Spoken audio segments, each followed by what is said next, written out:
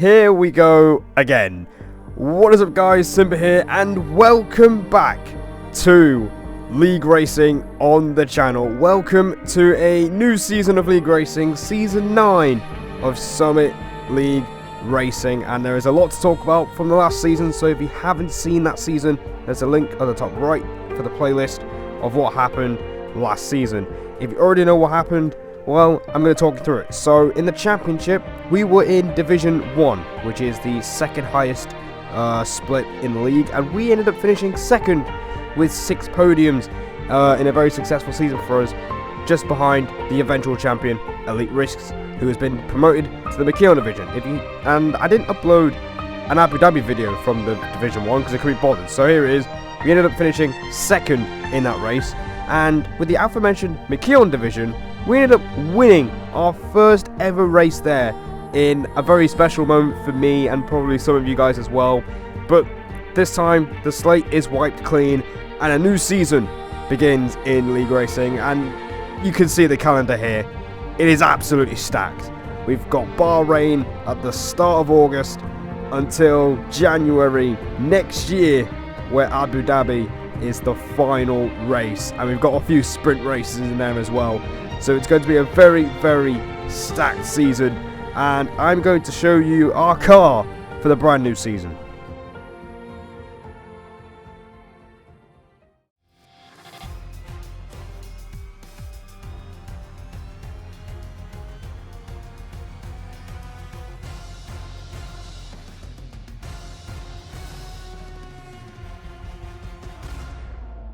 So as you saw on the thumbnail, we are going to be driving the Alfa Romeo this season. And as you can see, this is the grid that we're going to be dealing with. It's absolutely stacked. But we are in Division 1 still. We have stayed put. We have not been promoted, which was really annoying at the time. So our goal this season is to try and get promoted mid-season. If not, we're going to go for the championship. We're going to try and go one step better than we did last season. I think we can do it, but it's going to be quite tough as we go into the first qualifying session of the season.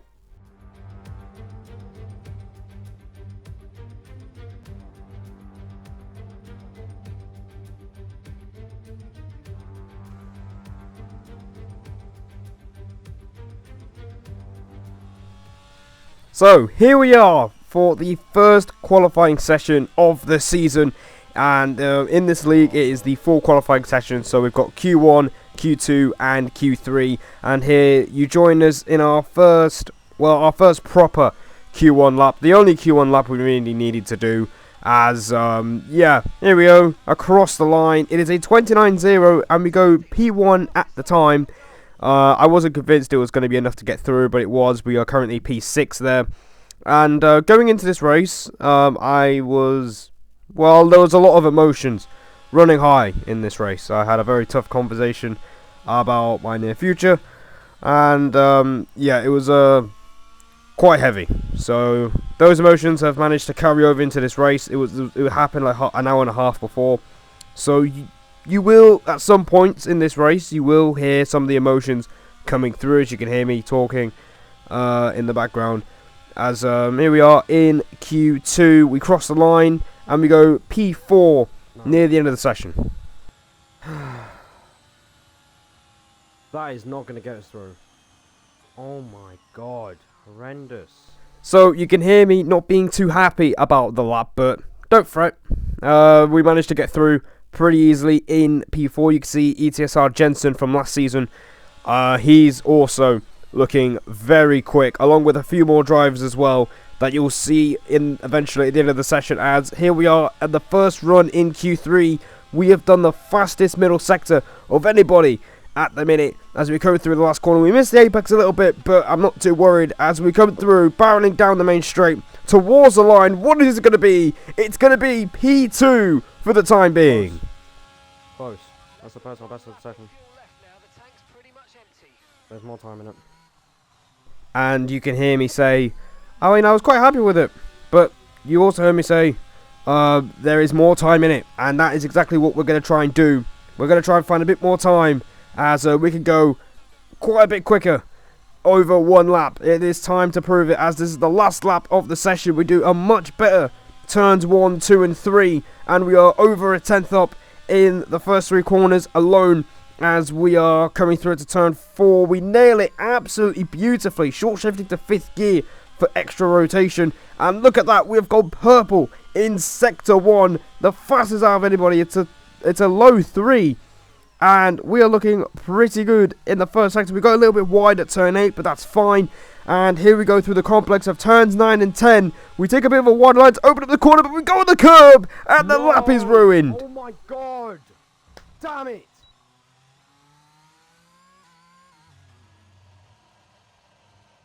Why am I such an idiot? I'm such an idiot.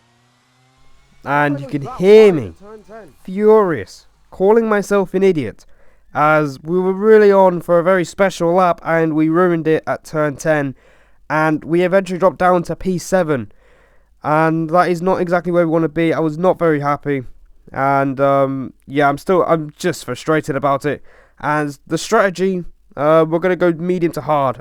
Medium soft was possible, but since the patch, you can't do that anymore, so we're going to use the medium hard strategy and see if we could turn this around and get back to where we want to be, which is near the front, as we are revving up to 5 red lights for the brand new season.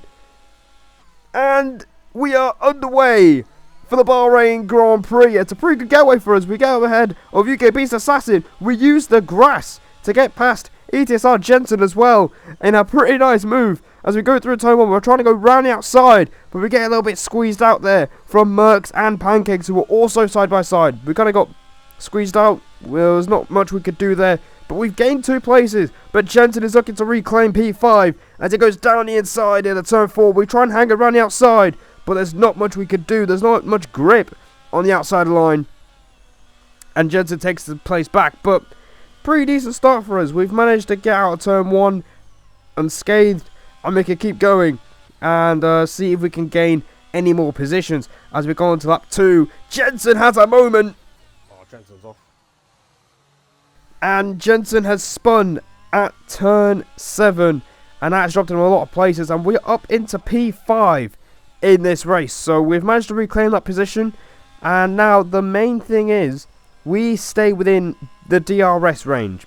So we stay in DRS range by being within 1 second of the car ahead at the detection points, and the reason why we have to do this is because Bahrain is very hard to overtake, which is actually quite surprising, despite having several overtaking opportunities. So the only way you can have a chance to overtake a car in front is with DRS. Pancake seems pretty weak in the middle sector. It's allowing us to stay close with him.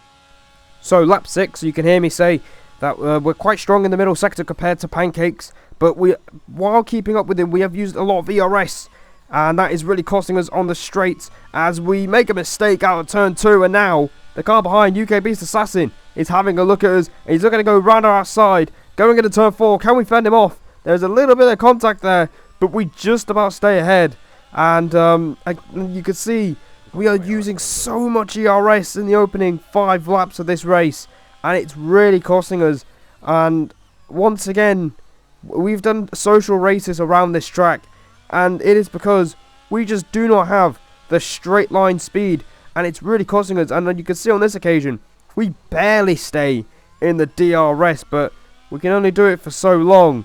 As lap 9, you can see here, we skipped a few laps. I didn't show UK Beast Assassin overtaking us, he just overtook us on the main straight. And we are down to P6, and we've fallen out of his DRS range as well. As you can hear me saying, no DRS again. Yeah, we're getting pretty frustrated. And yeah, we're no DRS, which means we're going to just fall away from the top 5. As yeah, it's going to be tough to get back in. As lap 11, and now this is a crucial point of the race, because now we're going to see an undercut. Mercs is in. And you heard me say there, Mercs is in, and he's looking to undercut the other runners in front of us. So now we have to push as much as we can, despite not having DRS, in order to respond to Mercs' undercut to get track position. So he's going to be in clean air, and now we're going to try and respond. We put in a decent lap. It's not the best. Our tyres were going off, but we're going to box for the hard tyre. We're going to box. We're going to see if we can undercut the others. It's been a very frustrating stint, I'm not going to lie. So you can hear me airing out my frustrations during the first stint. You know, we're really struggling on a straight line as we nailed the timing of the pit stop. 2.3 second stop, and we are going to get going once again on the track. And what you're going to see here is a terrible example of an outlap, and it starts at turn 1. As we come out of the pits, we are ahead of Merckx, but we just missed the apex. We just missed the apex by 5 years, and Merckx just slips his way through on his warmer hard compound tyres, and he slips away. Merckx got in front. All my tyres. Oh my god, no, come on. God, I can't drive. This is ridiculous.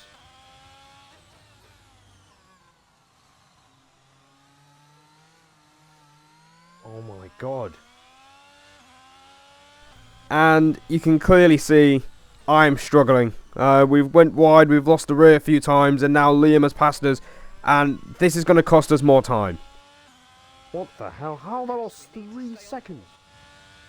And you can hear my confusion and frustration as you can hear me say, how have we lost 3 seconds to Merckx? Well, I still don't know. Our outlap has been horrendous, and it starts to manifest itself with everybody else. As you can hear me say, I don't think we're going to jump anyone. As we go through turn 1, DPT Paul has managed to overcut us, and he is ahead of both me and Liam, and now we're going to have to try and overtake him. So that's another position gone, because we were in front of him earlier. As Liam is looking to go down the inside, he's going to take advantage of Paul, and we look to do the same as well. We get a nice switchback, and we get the drive out of turn 4, and we are up another position, up to P9. But, yeah, we're starting to make a bit of progress now, as the tyres are starting to warm up. As here we go, down the inside of SLR Liam, into turn 11, nice and easy. And there you go, we've made up another position. So now we've got clean air, and we've gained a second on Merckx, who's being held up by Pancakes on cold, hard tyres. So now it is time to start pushing. But you can see just about now we've got yellow flags. SLR Bennett is out of the race, and this has thrown a curveball right at us, because we've got a safety car, and this is where the race completely unfolds for us.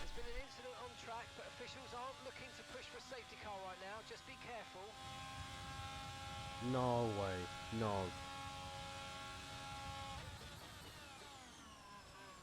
Oh, you've got to be kidding me. You can hear my anger now as Riggsy, who hadn't pit, has overtaken us with the overcut, and you can see there we've just passed a safety car, and that means UK Beast Assassin, who's yet to stop, is the biggest winner out of this, because he is not pitted, so that's giving him a free pit stop. Someone else just come out of the pits as well. I'm actually done. Oh my god. Good. Good. And there you go. I didn't know who it was at the time, but it turned out it was UK Beast Assassin. As you can hear me say, how is UK Beast Assassin leading this race? Because he was literally overtaking us on lap 9, and all of a sudden, 7 laps later, he is leading the Grand Prix, and we have lost track position. And it continues to get worse, because we've got the safety car coming in at the end of lap 18. So we've got a chance to gain some places back, but the restart does not go to plan. Riggsy, mate.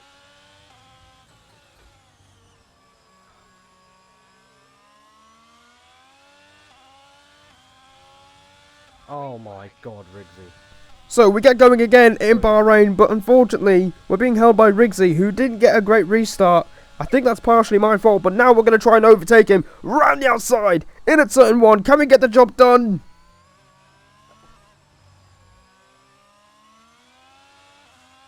No space at turn 1. Phenomenal. Come on. And the answer's no, as we've lost a position to DPT Paul, who is now looking to overtake the Red Bull, who's really struggling here. As they go through turn 6, Paul has been spun round, and that is the end of his race. As you can continue to hear me really ranting, you can tell my emotions are running high through this race. As yeah, Lost 2 it's seconds just to go not in front already, looking good. and it's literally We're not in the right mindset, as you can hear me continuing to rant about how much time we have lost to the cars in front, and unfortunately we don't really catch them as we go into lap 24.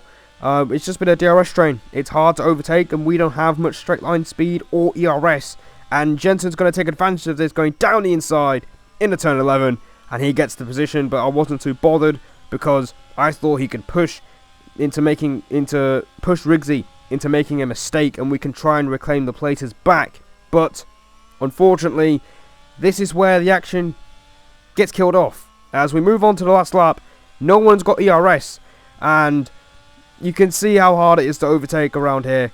Nothing really happened. I was hoping for something to happen, and I forgot to completely mention this. We were on 2 warnings very early on in the race, which put us on the tightrope for the whole race, so we couldn't really push as much as we wanted to. But yeah, we're stuck behind Jensen as UK Beast Assassin wins the first race of the season. We get really close to Jensen, but we don't have the drive out the corner. It's P7 for us on the road, and we're going to finish P6 to start the season in a very frustrating opener where the emotions were running really high and the pace wasn't there, and qualifying turned out to be our downfall here today. The safety car didn't do too much to our race, to be honest. We didn't really have the pace compared to the rest at the front, so it didn't really make too much of a difference, as you see Beast Assassin lifting the trophy and the McLaren team celebrating along with him, and it's so frustrating. It is such a frustrating opener. We're not where we wanted to be for this race, and I'm going to try my best to come back in Saudi Arabia, make sure we're in a good state of mind as well. So that is going to be the end of today's video, guys. Subscribe to the channel for more content if you're new around here, and we'll see you guys in the next one. Till then, take care, and I'll see you later.